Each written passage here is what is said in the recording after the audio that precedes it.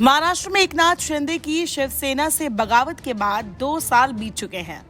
उनके बाद पिछले साल ही अजित पवार भी चाचा शरद पवार से बागी हो गए थे और फिर सरकार में डिप्टी सीएम बन गए।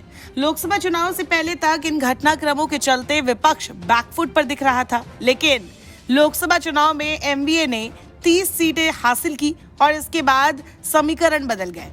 राज्य में विधान परिषद की 11 सीटों पर अब चुनाव है और 12 कैंडिडेट उतार दिए गए हैं। इससे साफ है कि क्रॉस वोटिंग होगी। ऐसी स्थिति में दोनों खेमों की ओर से कोशिश है कि अपने विधायकों को एकजुट रखा जाए और दूसरे के तोड़ दिए जाए। एक कैंडिडेट को जीत के लिए 23 विधायकों के वोट चाहिए।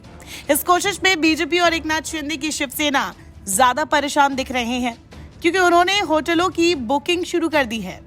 इससे ऐसा लग रहा है कि कांग्रेस, उद्धव सेना और शरद पवार से ज्यादा बेचैनी इस बार एनडीए खेमे में है। हालांकि इसकी एक वजह यह भी है कि एनडीए के पास ज्यादा विधायक है। उद्धव ठाकरे और शरद पवार के पास तो अब एक दर्जन विधायक ही बचे होंगे। वही कांग्रेस भी रिलैक्स मोड में दिख रही है।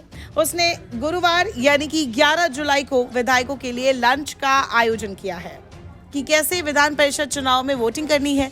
वही बीजेपी, एकनाथ शिंदे सेना और अजित पवार गुट होटलों की बुकिंग में जुटे हैं ताकि विधायकों को एक साथ रखा जा सके। ऐसा इसीलिए कि क्रॉस वोटिंग का डर है, खासतौर पर एकनाथ शिंदे सेना और अजित पवार के विधायकों के टूटने का डर है। खबर ये भी है कि बीजेपी और शिवसेना के विधायकों को अलग अलग ठहराया जा सकता है।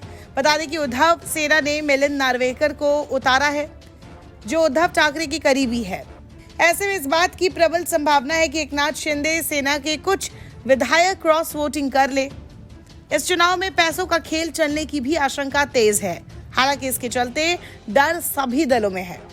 महाराष्ट्र में इस वक्त एमवीए का पलड़ा भारी तो है, लेकिन एमएलसी के चुनाव में बीजेपी और उसके गठबंधन वाली महायुति मजबूत दिख रही है। पॉलिटिकल एक्सपर्ट्स के मुताबिक महायुति 11 में से 9 सीटें जीत सकती है। वे महाविकास आघाड़ी को फिलहाल सिर्फ 2 सीटें ही मिलती दिख रही है। हालांकि नए बदले सियासी समीकरणों के चलते कहा जा रहा है कि शिंदे गुट वाली शिवसेना और अजित पवार वाली एनसीपी के कुछ विधायक पाला बदल सकते हैं। ऐसे में चुनाव में अगर क्रॉस वोटिंग हुई तो महाविकास आघाड़ी को इसका फायदा मिल सकता है। ये फायदा कितना होगा ये देखना भी बाकी है, लेकिन इस चुनाव के नतीजों का असर महाराष्ट्र के विधानसभा चुनाव पर भी देखने को जरूर मिलेगा। नमस्कार, मैं हूं मानक गुप्ता। अगर आपको हमारा ये वीडियो पसंद आया हो तो इसे लाइक और शेयर जरूर करें और हाँ, हमें सब्सक्राइब और फॉलो करना ना भूलें ताकि आप देश और दुनिया की कोई खबर मिस ना करें। तो जुड़े रहिए हमारे साथ और देखते रहिए न्यूज़ 24।